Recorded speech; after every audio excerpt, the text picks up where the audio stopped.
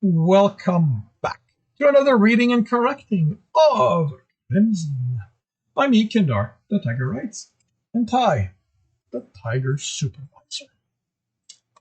Today we are doing chapter 39. The room smelled of fresh meat and iron filling. It was a large living room with a couch against one wall and 3 plush chairs along another. Oh, and there were bodies littering the center of the room. 9 of them. Alex frowned and counted them again.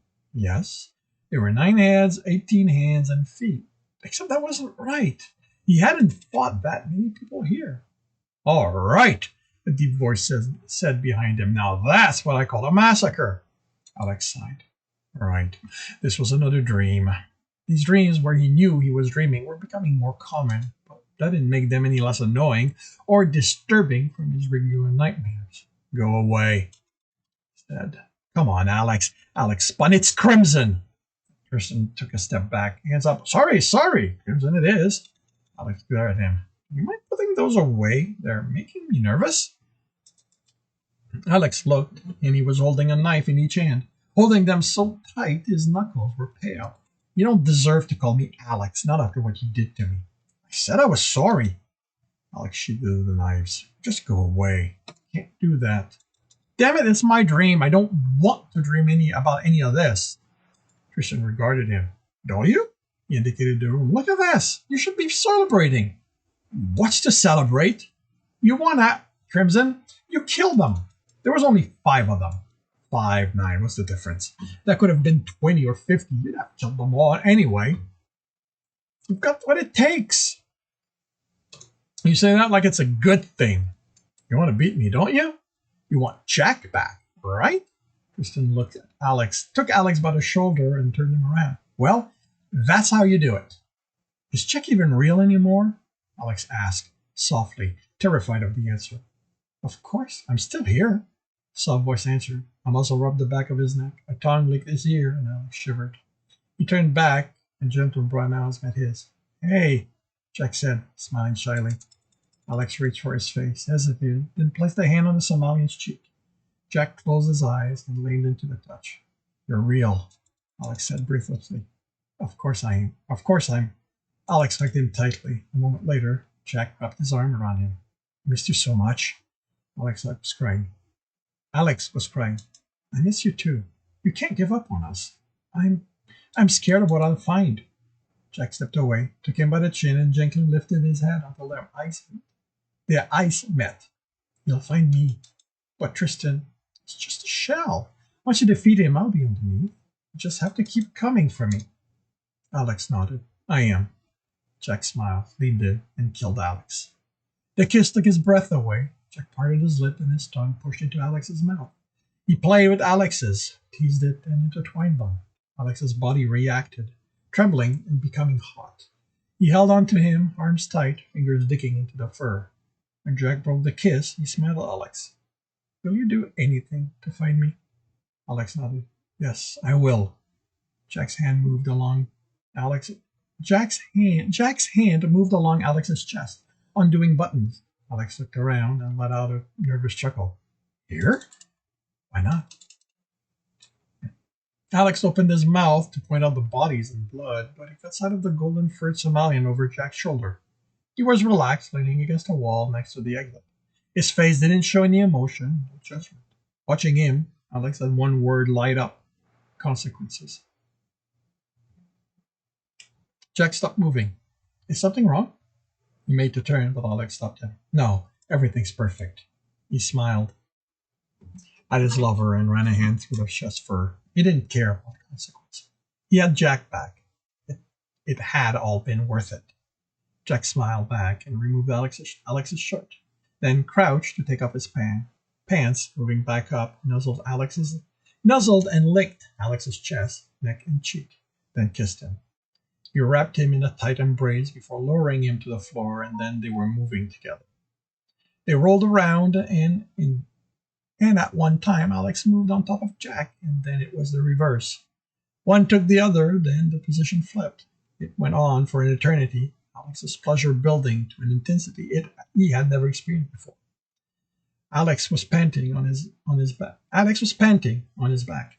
Jack moving on top of him. He ran a hand through the fur, ignoring how red they were. I love you, Jack, he said as he began to see stars. His lover leaned in, still moving, still building Alex's pleasure. Alex thought he was coming in for a kiss, but instead his mouth went to his ear, and as pleasure exploded, Jack whispered something. Alex woke with a gasp, shaking both at the intensity of the dream and the words Jack had said. The voice had been Jack, but the words hadn't been his. They couldn't be. I'm proud of you. Jack couldn't want that for him. Jack couldn't want him to be this killer. Jack didn't want him to want that for him. But the sticky wetness at his groin said otherwise. Alex cursed and only then thought to check for Will. He wasn't in his bunk. Good. Wouldn't wake him. Sat up and was relieved to see he wasn't covered in blood. Had he ever had such intense sex before, even in his dreams? Fuck, he was Jack, being held, touched, pleasured. His body reacted as his mind brought the memory of them, brought the memory of the dream, the two of them moving as one among the blood and corpses. Alex shoved it away. It wasn't what he wanted. That wasn't what he wanted. He stood and noticed the data pad on the shelf. Doc said to let you rest was written on it, but you've got to come to the party. That was from Will, but Alex looked at the complete phrase, surprised to see he was capable of writing that one. Was his truncated speech an affectation? He didn't think so. More than once, Will had grown exasperated with his inability to explain something. He cleared the pad and headed for the shower, doing his best not to let the pain bring him back down. He stopped by the mirror and looked at himself. He didn't look in too bad of a shape. He didn't look in too bad of a shape.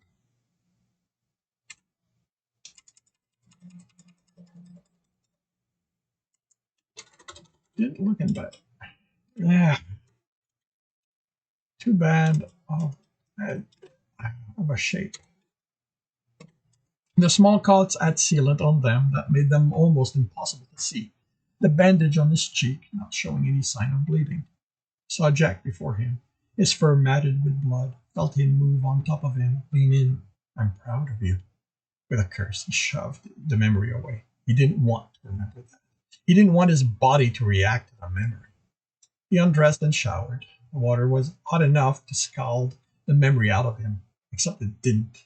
When he got out, skin bright red, he looked at himself and thought he was covered with blood. Immediately, he remembered Jack's hands on his body and took Alex from behind. As he took Alex from behind, Alex punched a wall, which only added one more pain to the multitude he felt. He couldn't stay here. He'd end up reliving the dream over and over. He knew it. He dressed in a clean uniform, another gray and red one, but with this one, the red was in patches on the shoulders and chest. But with this one, the red was in patches on the shoulders, chest, and back instead of lines. He'd head to the lab, checking on the computer that would keep his mind busy. But first, his body demanded he did something about the pain. Doc was in the medical bay, as usual. Don't you ever sleep? Alex asked. Yes, she replied, indicating the closest bed. You sleep here? No, sit there. Alex sat and she looked him over. You look like crap, he said. I feel like it. He almost told her about the dreams, but he wasn't sharing that with anyone. He said I could get a second shot. I thought you weren't going to need to get it.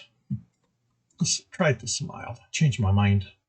She nodded and injected him. Heading to the party? I don't know. Are you going? I went earlier. Did some dancing, a bit of drinking. Then someone sprained an ankle, so I brought her here, fixed her up, and sent her to bed. Alex stood, the pain vanishing. You should go, she said. You look like you could use a drink and a distraction. What I need is work, Alex replied as he laughed. But he found himself going down to the language instead of up to the lab. As with every other post-job celebration, the music was loud. People saw him and waved, clapped him on the shoulder, said something that could have been congratulations if Alex could have heard the words. He headed for Andrew's table. He said he should pay his respect before the man found out he was here and had him dragged there. With him, he found Barbara, Milo, and three others Alex couldn't remember the name of. Hey, Crimson, you're alive, Anders said. Ender yelled. So Duck claims. Here, sit. Anders grabbed the glass from one of the men and handed it to Alex. Drink. It wasn't a suggestion. It was a dark liquid and smelled strong. He hesitated, then downed it. Nothing else. Alcohol would muddy the dream's memory. He nearly choked on it. What the hell is that? He gasped among the others' laughter. It's called a taste of the void, the previous owners of the glass said. One of Etrigan's own creation. Don't ask me what's in it. Fix. Get Etrigan here.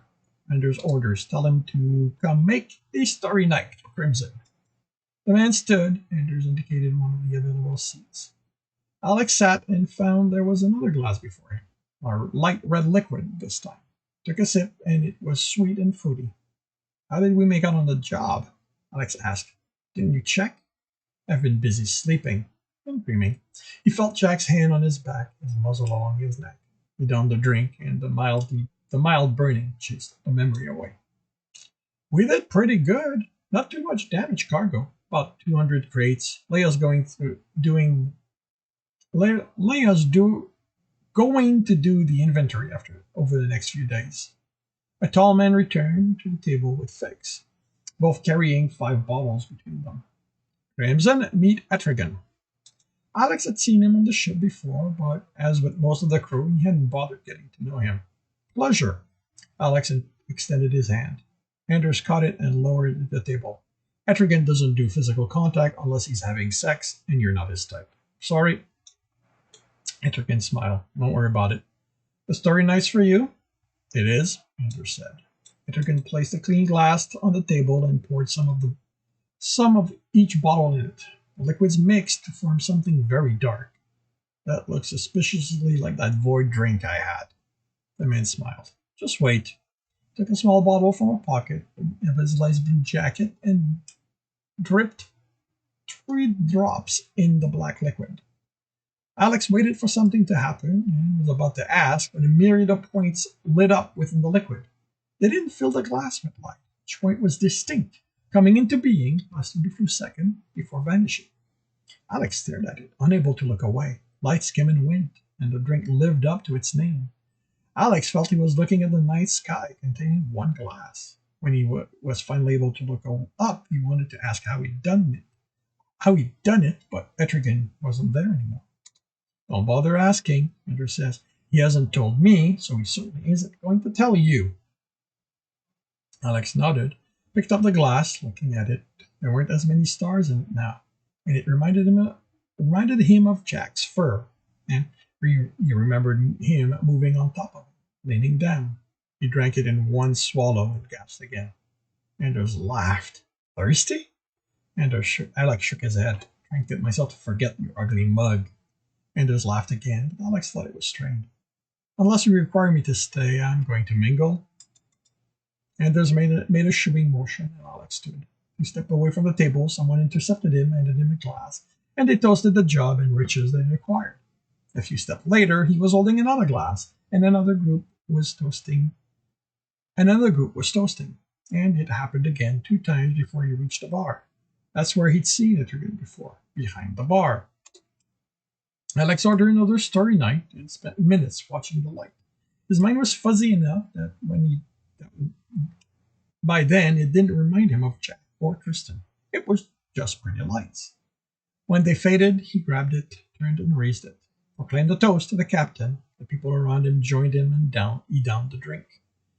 Found himself among the dancers, moving and stumbling. He was pulled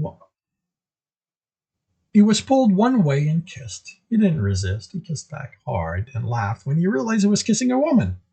They separated and went back to dancing. Men and women kissed him. Some also offered for them to go back to their room, though Alex politely refused. Kissing was okay, but nothing more would happen.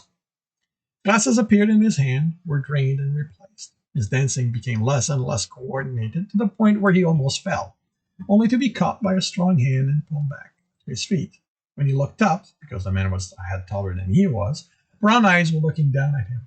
The man had dark skin with a clean-shaved head and chin, and an amused smile. He opened his mouth to say something, but Alex kissed him. The men didn't protest. Arms embraced Alex and tightened protectively. Alex's body reacted to the intensity of the kiss, and when they broke apart, Alice was blushing hard. He looked at him and took in the broad shoulders, muscular arms under the loose dark green shirt. He leaned in. "You're Quincy, right?" he yelled in his ear. The man nodded and turned, placing his mouth next to Alice's ear. "And you're hot." Alex blushed even more. They danced for a while, close, because each time Quincy let go of Alex, he almost fell. While they danced, no other drinks appeared, and when Quincy suggested they should go someplace quieter, Alex was able to walk with him. They stopped regularly in the hall to kiss and grope each other. Alex was so needy it was painful. His shirt was open, and he moaned as Alex's hand moved over his chest. Somehow, they managed to make it to a room, then tumbled into a bed. Alex pulled off Quincy's shirt and ran his hand over the furless chest. All of a sudden, his mind cleared and he realized who he was with, or rather who he wasn't with. He pushed Quincy off him and with a mumbled apology ran out of his room, where he buried himself under the cover. He'd almost cheated on Jack. It was a thought that ran through his mind as he fell into a dreamless sleep. The banging on the door woke him, and with a groan he checked the chronometer. He'd slept for 10 hours. The banging came again. Alex grumbled, realized he was his pants, but not his shirt, and opened the door. Quincy stood there, holding Alex's shirt with a jacket. "I think you owe me an explanation." Alex remembered making out with the man, wanting him, a sense of betrayal, and nodded. He let him in and explained about Jack. Quincy, unamused, had a few choice words for Alex.